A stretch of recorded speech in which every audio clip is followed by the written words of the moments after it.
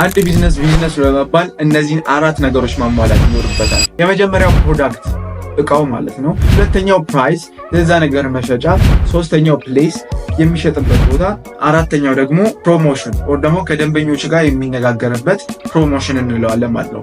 ከነዚህ ከአራቱ እነዚህን ሁለቱን እንውሰድና እንዴት አንድ ቢዝነስ ከዚህ ከትራዲሽናል ዌው ዲጂታል ዌውን ተጠቅሞ እንዴት ትርፋማ እንደሚሆኑ ልንገራችሁ። የመጀመሪያው ፕሌስ ነው፣ የምንሸጥበት ቦታ ማለት ነው። ሪሰንትሊ ከተማችን ውስጥ ብዙ ዓመት ያስቆጠሩ ብዙ ደንበኛ ያላቸው ብዙ ከስተመር ያላቸው ሱቆች ሲፈርሱ አይተናል። በዛ ምክንያት ብዙ ደንበኞቻቸውን አጥተዋል። ያ ደግሞ የሆነው ዲጂታሊ ሎኬሽን ስለሌላቸው ነው እነዛ ሰዎች ማለት ነው። ዲጂታሊ ሎኬሽን እንዲኖረን የመጀመሪያ ወይ ኢኮሜርስ ሳይቶችን መጠቀም ነው ማለት ነው።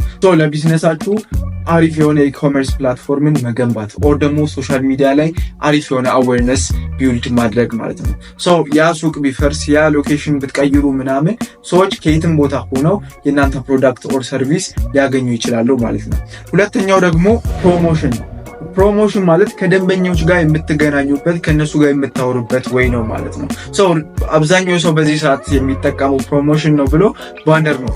ያም ባነር ያየው ሰው ብቻ ነው የሚያየው ኦር ደግሞ ከዛ መንደር ውጪ ማንም ሰው አያው። በዛ ምክንያት ማግኘት ከነበረበት ደንበኛ በታች እያገኘ ነው ማለት ነው። አሁን ላይ በጣም ትርፋማ የሆነ የፕሮሞሽን ሜተድ ሶሻል ሚዲያ ነው። የምታመርቱትን የትኛው ፕሮዳክት ኦር ሰርቪስ ይዛችሁ ሶሻል ሚዲያ ላይ ውጡ።